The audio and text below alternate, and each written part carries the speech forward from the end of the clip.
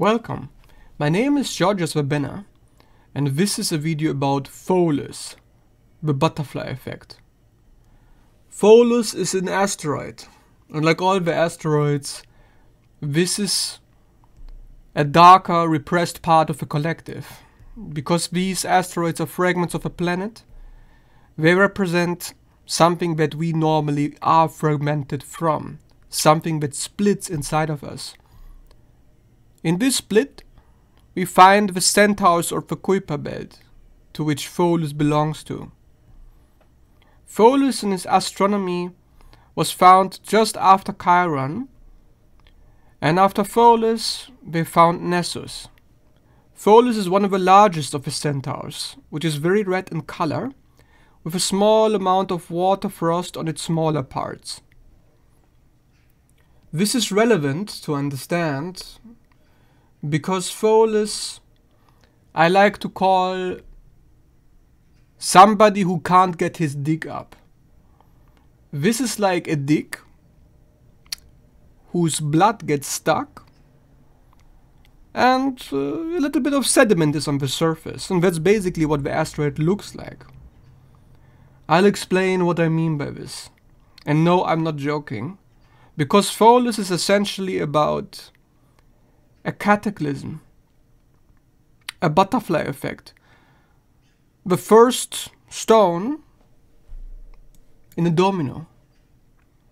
It's about something that you can't get a hold on, but something that you know will escalate, like the first stone in a revolution. For a catalyst is something that triggers a lot of events. And Pholus is something that puts the lid on a planet, to keep it under cover. And that is why I call Pholus being with the nature of Mars, but without a dick. Pholus is like a castrated Mars. Some astrologers associated Pholus energy with that of Libra, or that of Venus, for it is one that shies from conflict. And to understand the astrology, you need to understand the mythology as well. A centaur, which Pholus is one of the mythological creatures from the Greek mythology, which died by the hands of Heracles. Heracles pulled in a lot of the centaurs through his wine into a cave. And the wine put the centaurs into a mad rage, from which they tried to kill Heracles. But Pholus did not succumb to the rage. But the others did, and so they were slaughtered by Heracles' arrows, which were filled with hydra blood. And the hydra blood was poisonous, so it killed the centaurs. Pholus entered the cave after the centaurs were dead, and he pulled one of the poison arrows with the hydra blood out of one of the centaurs.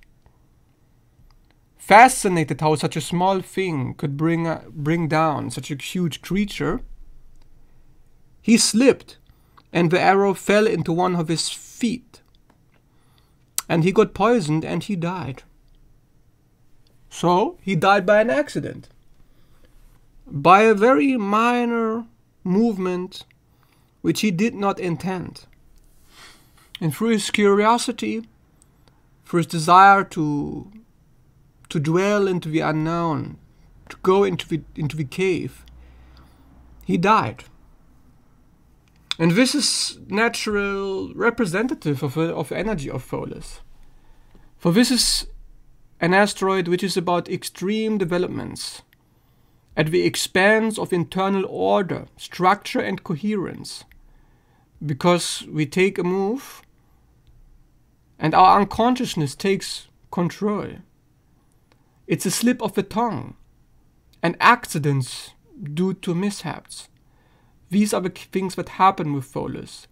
By transit, but by the natal chart placement. This is often funny because there is some kind of tragic danger happening through self-sabotage because we are not in control. It's a stumbling stone, a comic of a misfortune, even if it's tragic, a faux pas or mishap which causes a chain reaction, a catalyst for a small cause but a big effect. To bring something into flow with the help of ignition is to be the bringer of chaos. And that is why it is known to be an unpredictable dissolver of boundaries, sudden in its catapult shift, through which you go through a door into totally new land, new dimensions in which you often feel overtaxed, and there's no return to the previous state. So you have to develop new abilities through this aspect. And what abilities do you have to develop? And what is Pholus keeping undercover? Well, if you have a planet conjunction Pholus, think about Pholus as being very powerful and explosive. It has the nature of a repressed Mars, so it has the nature of Saturn, and it has the nature of Pluto. This is very similar to Chiron, but unlike Chiron, it is not about things that we give up and we try to heal.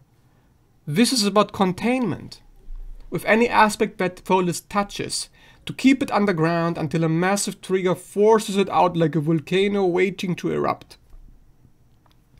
I often use the example of a volcano. If you think about a volcano's eruption, that is the final climax, like an orgasm through which Mars plants the seed. But the volcano eruption is that which happens after Pholus is open.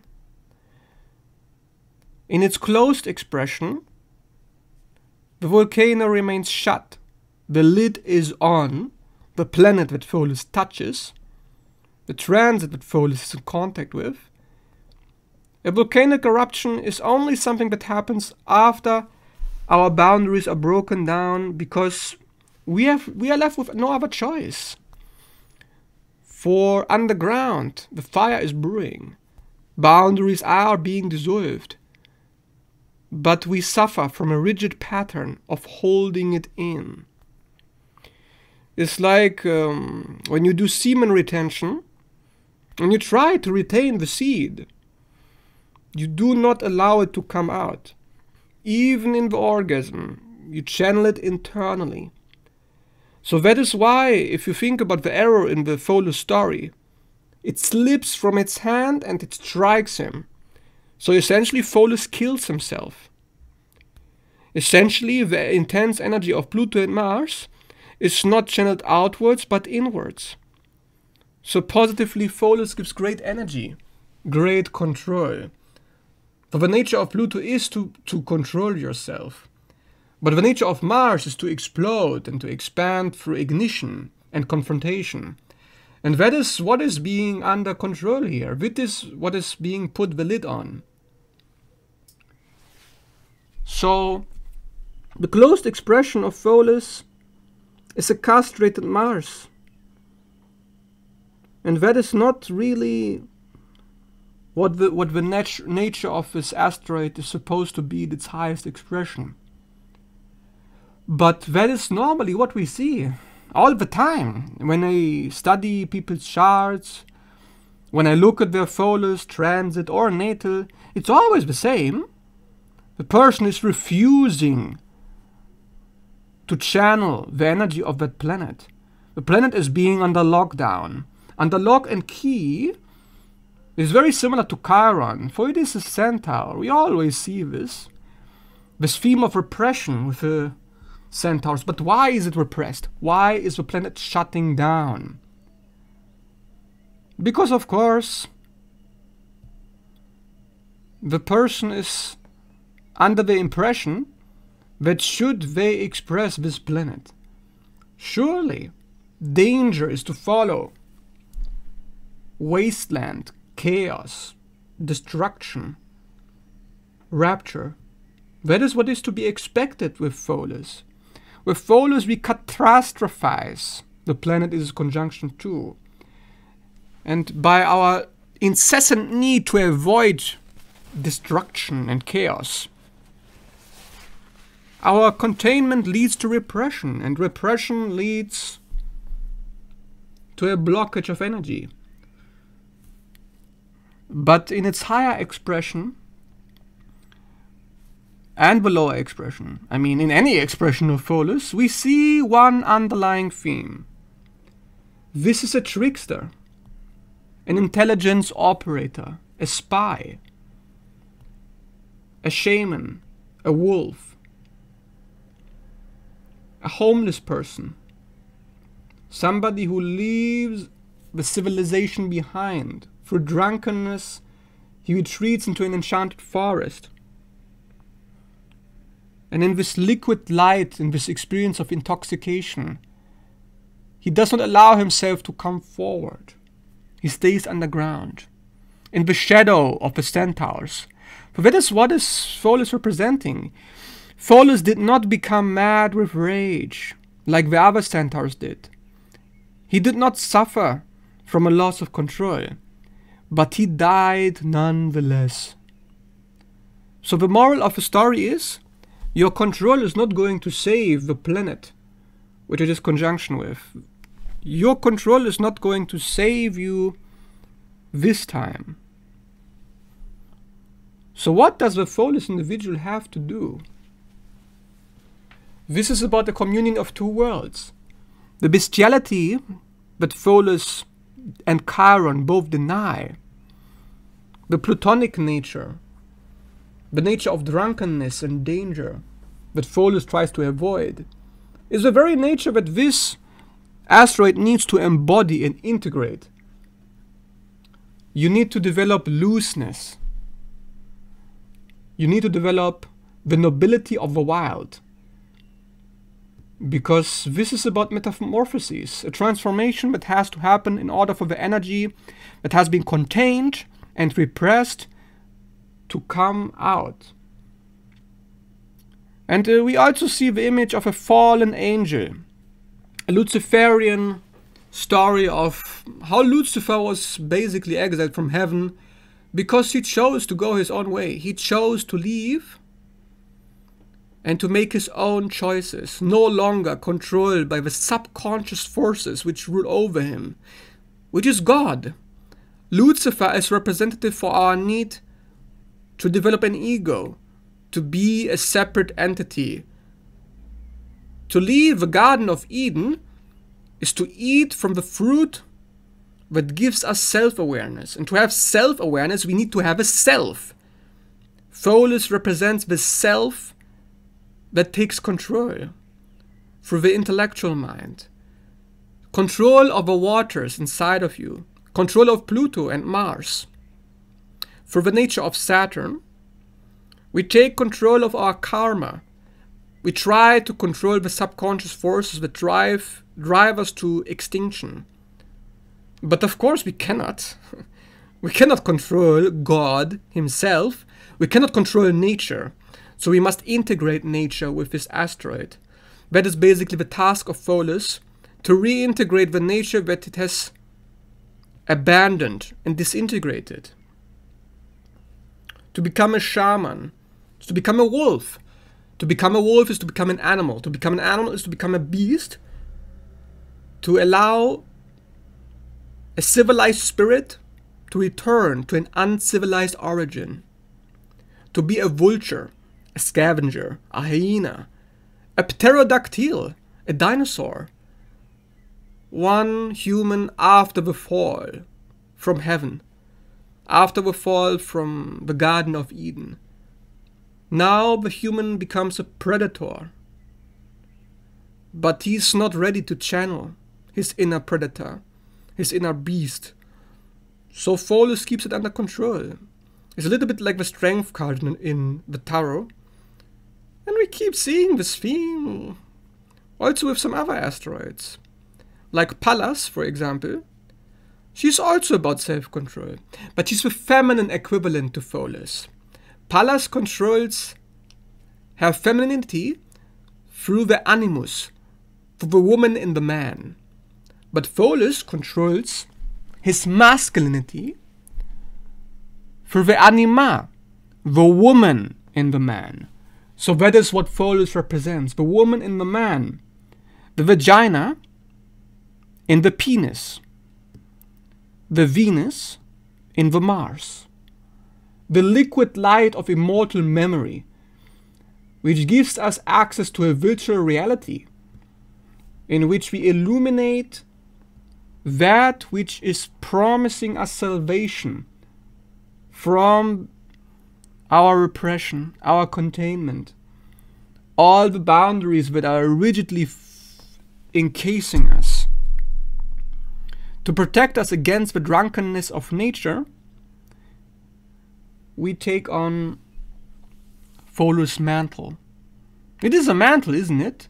It's like, how do you say it in English? When you put something on your dick, when you contain, what the hell do we call it?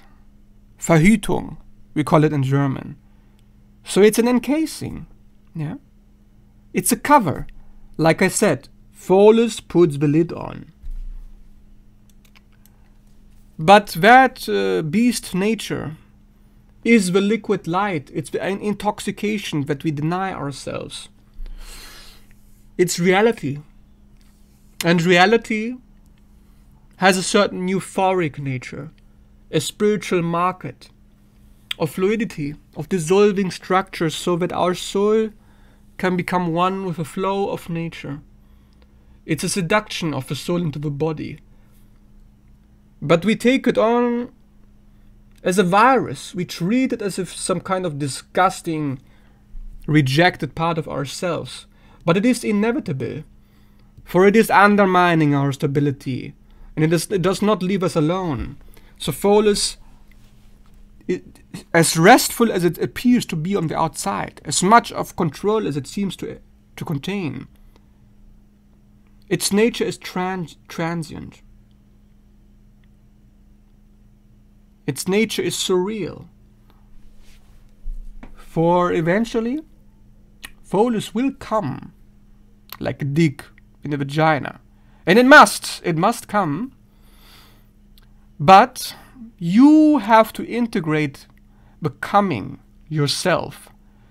You have to integrate the process of ecstasy, which can only be attained through the nobility of the wild, which you are so trying to contain.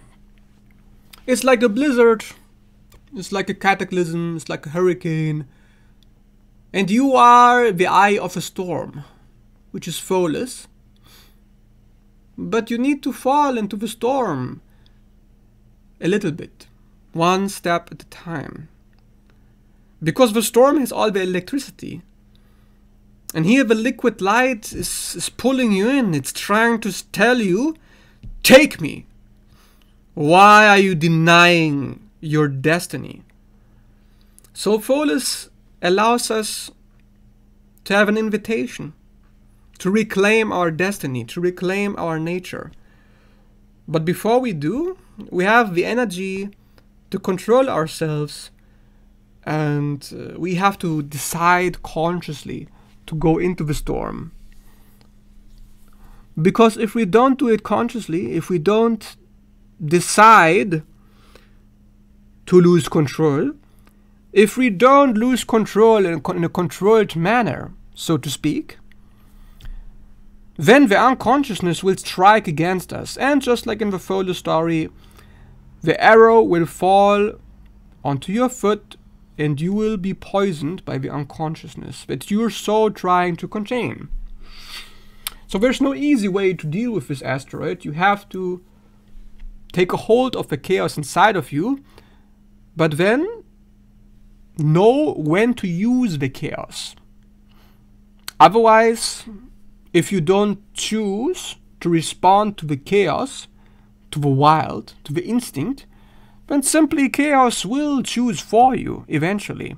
And that is usually what we see with Pholus individuals. They refuse to integrate the chaos. They refuse to take action. Like I said, a castrated Mars.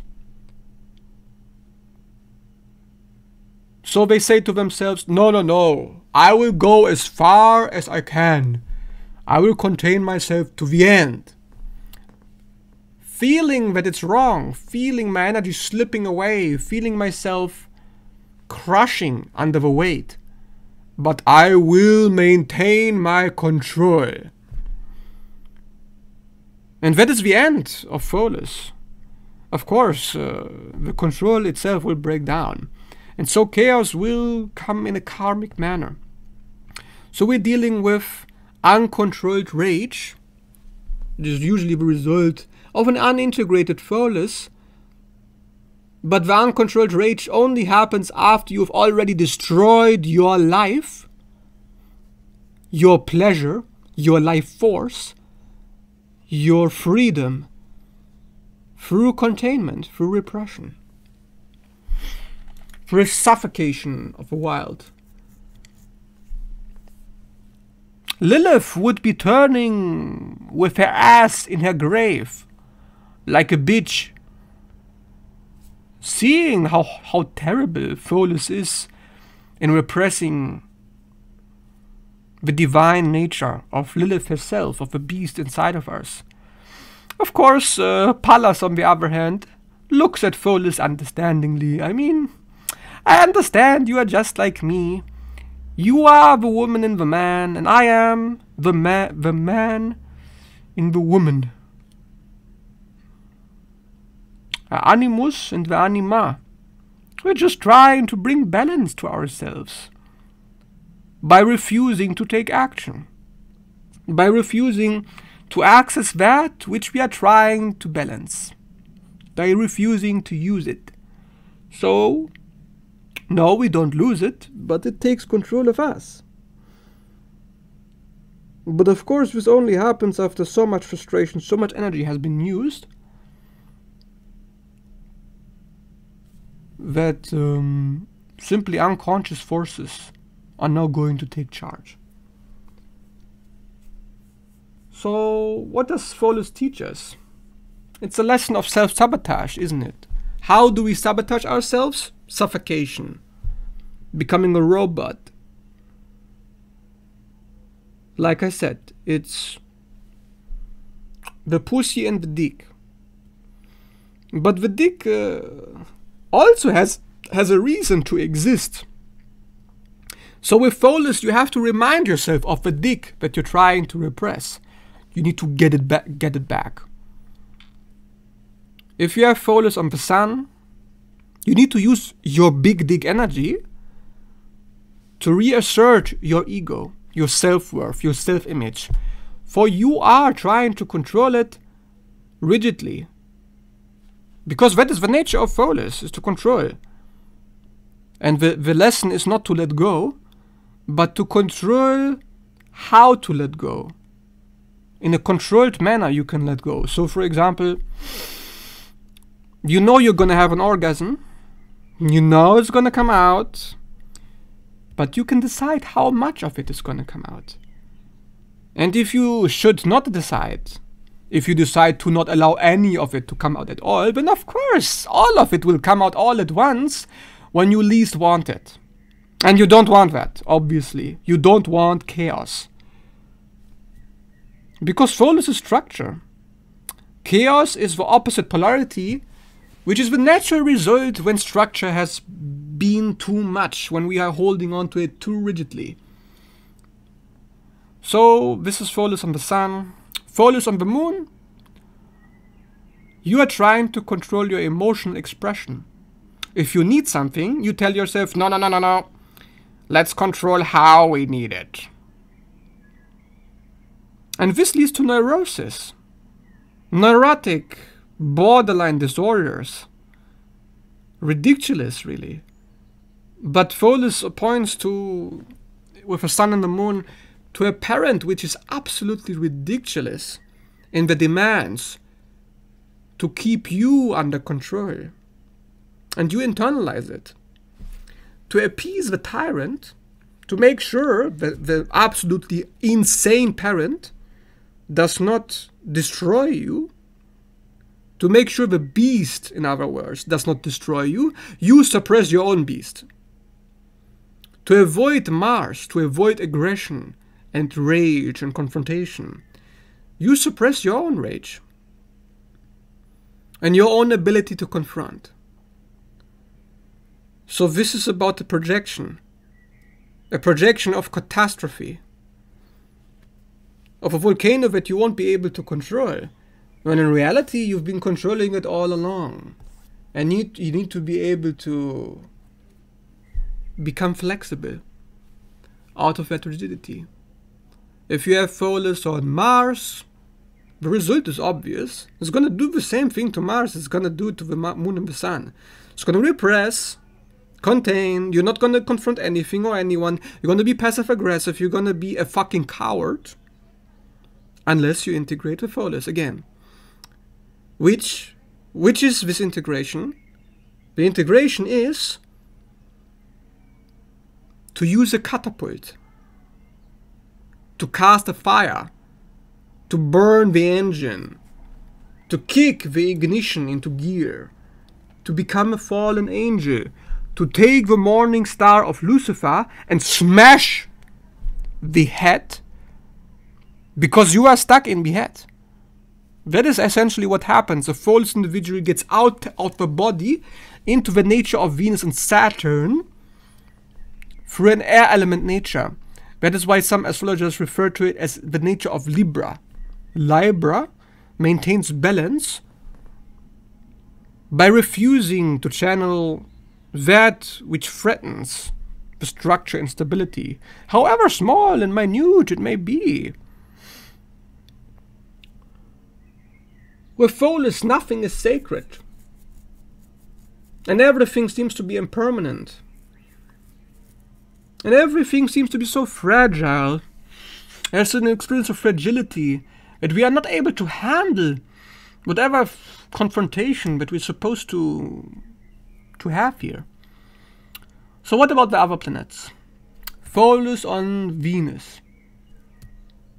That would be an experience of my pleasure principle is not wanted. Other people may be disgusted, or maybe I'm supposed to be called selfish or something. I don't know. There can be so many reasons why the fuck would somebody suppress my fucking pleasure principle. Why are we doing this? Whatever they're doing, the family to you, the ancestors, the environment that you grew up in, whatever mental illness could possibly create such a containment, it is essentially a containment of values that tells you values that are based on instinct are wrong. You must form values based on the mind. There are people around you that want you to get stuck in the head, that want you to get disconnected from the root and from your own nature, and you have led them. You have led them. You have allowed this to happen. Pholus is something that we allow. We allow our nature to be repressed. We play the game because that is what the environment demands. The environment enslaves us, demands that we do not give in to the drunkenness that the other centaurs have given in. Well, the other centaurs have died, don't you see? They have become beasts, out of control, and you must contain, or you will die as well. And then the irony of the story is you will die anyways, because that is what happened to Pholus, and that is the theme of this asteroid, that death cannot be avoided, and you must decide your own death. You must decide the circumstances of your death, and they cannot be chosen by fear, because it is the lid that is closed, that contraction, that not allowing the fire to come out, the volcano that never erupts. That is the pathological aspect of this all the time pathological asteroid, which of course is not pathological anymore. When somebody, please, could they fucking integrate this? Because I have never in my readings seen a single individual which has done this. But I think it's about time somebody should seriously do this, because it can't possibly be that hard. I mean, come on. I understand the centaurs are very difficult. Yes, yes, yes. We know Lilith, Nessus, Chiron, they're beaches to behold. And everybody is telling you, please do not express your nature. But obviously, your suppression is destroying you. So will you get over it? Will you get over it already? Or are you waiting for something to give you permission? For somebody to tell you, yes, my child, you can be a beast now. Who are you waiting for? It's time we give ourselves permission to do what we instinctively know needs to be done. And it is an instinct. And that's the only thing that you can rely on. It's your own ability to take charge based on that which calls you deep inside yourself. Are you going to permit it? Are you going to validate yourself? Are you going to go against the demonic forces of suppression that have been cast upon you? For you couldn't possibly decide to be your own slave driver. So why are you continuing to do it then? Put an end to it. And return to the liquid light. Come back to the ecstasy. Enter the Stargate 1111. Access the galactic potential of impermanent history, transient archaeology. For this is what you have wrought. This is your destiny. It is transient. You will die one day, Pholus. Pholus is not immortal. He's just as vulnerable as the other centaurs. So this is a lesson of mortality. For that is which Pluto and its asteroids are so keen in showing us, aren't they? They want to show us the end, the death, to cut the cords of karma, of the bondage, of the chains that we have taken around our own neck, our own collar that we chose to wear, our own poison tunic like Nessus, our own door that we have locked ourselves. We have closed the door with Chiron, and now with Pholus, we have put the lid on. We have gone into no-fap. But not a no-fap of sex, but a no-fap of life, a way of living, a way of being, in which the pleasure principle may never come forth. And not just the pleasure principle, but the very ability to take action based on instinct, the ability to trust our instincts, to simply just use it as a compass. Why aren't you doing it with this asteroid? So this is a reintegration of the man inside the man. Because the woman is in full control.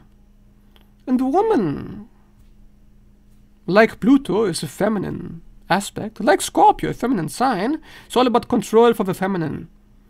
And for the masculine is to take action. So Pholus finds joy in Aries. Pholus finds joy in Mars, the first house. The explosion that is so keen to erupt. In a masculine chart, you can see how the Pholus is causing a lot of anger, a lot of irritation, a lot of fire is getting stuck there. It needs to come out. And in a feminine chart, it's a certain coldness, a certain dissociativeness with this asteroid.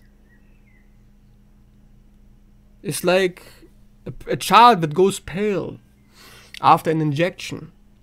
It's been poisoned, but it chose to swallow the poison instead of following the natural process of healing, which is impossible without pain. In order for the poison to get out of your body, it needs to go back to do the process of how it got in there in the first place.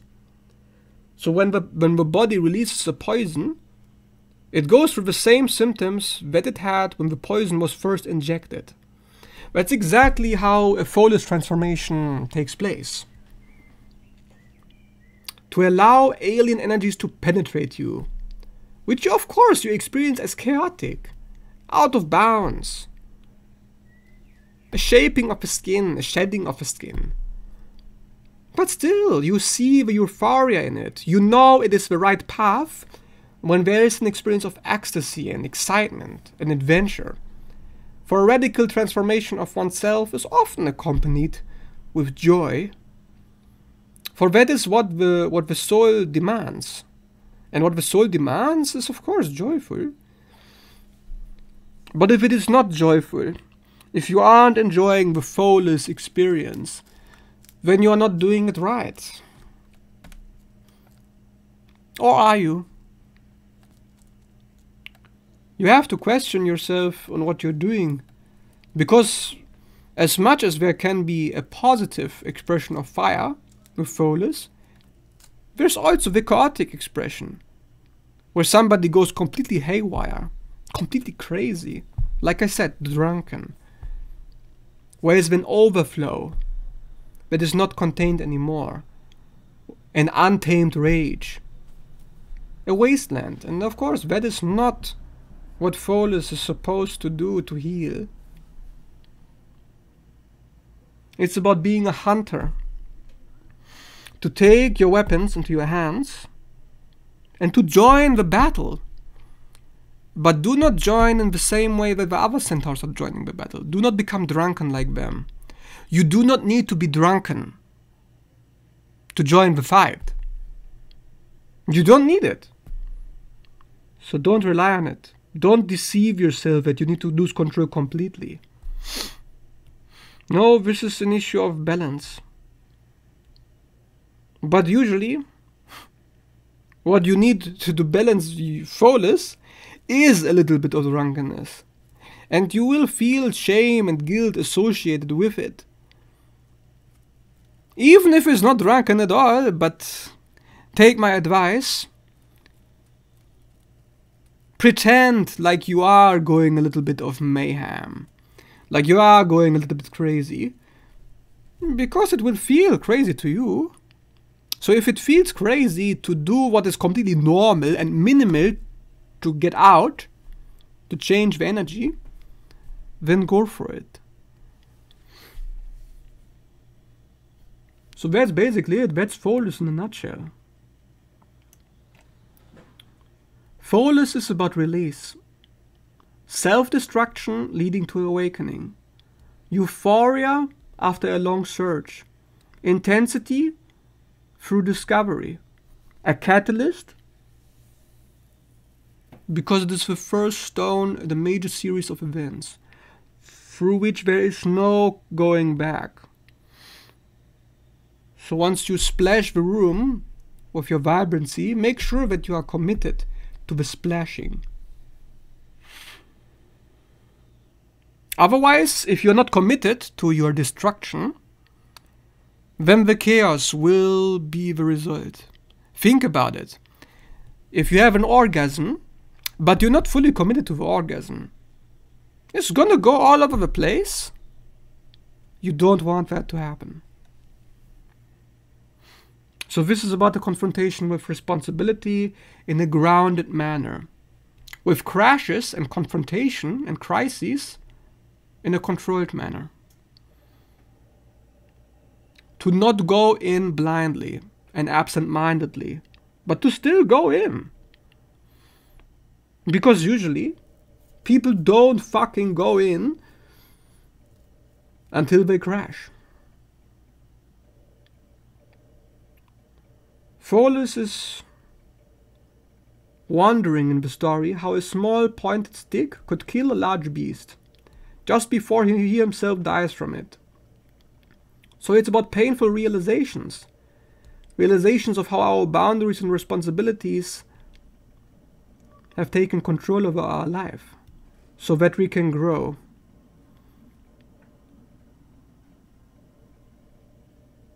I hope you liked this video about Pholus. And if you did, leave a like and subscribe. And thanks for watching.